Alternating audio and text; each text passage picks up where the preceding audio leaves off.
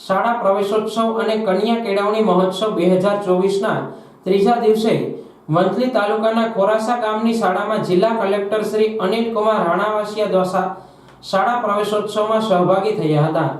શાળાના પ્રાંગણમાં આવી પહોંચતા શાળાના સ્ટાફ સહિત વિદ્યાર્થીઓએ કુમકુમ તિલક કરી કલેક્ટર શ્રી અનિલ કુમાર રાણાવાસિયાને આવકાર્યા હતા। આ પ્રસંગે જૂનાગઢ જિલ્લા કલેક્ટર અનિલ કુમાર રાણાવાસિયાએ જણાવ્યું કે ખોરાસા ગામના શિક્ષકો સાથે વાલીઓએ પણ જાગૃત થવાની જરૂરિયાત છે।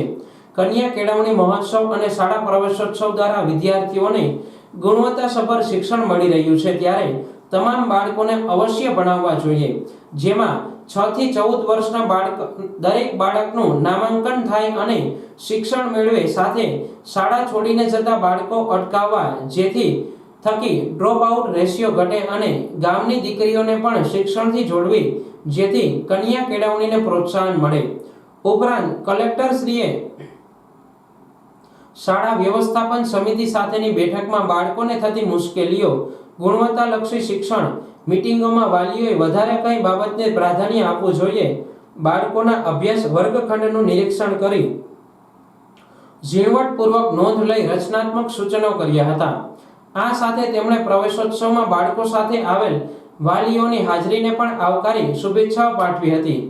જિલ્લા કલેક્ટર શ્રી અનિલ કુમાર રાણાવાસિયાએ પ્રવેશપત્ર, બાલવાટિકા અને ધોરણ 1 અને ધોરણ 9ના વિદ્યાર્થીઓને શિક્ષણ કીટ, યુનિફોર્મ તેમજ પ્રાથમિક શાળામાં તેજસ્વી વિદ્યાર્થીઓને પણ સન્માનિત કર્યા હતા।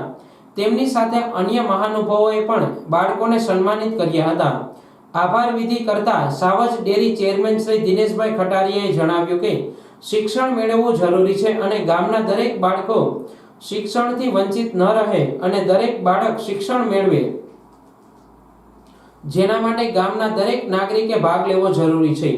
કાર્યક્રમના અંતે ઉપસ્થિત મહેમાનો દ્વારા શાળાના કેમ્પસમાં વૃક્ષારોપણ કરવામાં આવ્યું હતું, જેમાં વંથલી પ્રાંત અધિકારી એપી ગોહિલ, તાલુકા પંચાયત ઉપપ્રમુખ ગોવિંદભાઈ હુંબલ સહિતના અધિકારીઓ પદાધિકારીઓ ઉપસ્થિત રહ્યા હતા।